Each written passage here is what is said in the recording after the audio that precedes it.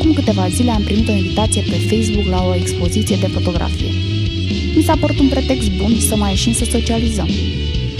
Și cum la o expoziție de fotografie nu poți să mergi cu obiectivul de kit, cum ar zice artistul, am luat camera de filmat pe Victoria și pe Radu și am pornit spre Pitonul. Am ajuns înainte de începerea evenimentului. Am uitat să menționez artistul fotograf Dan Simoaică, basistul trupei Bucium.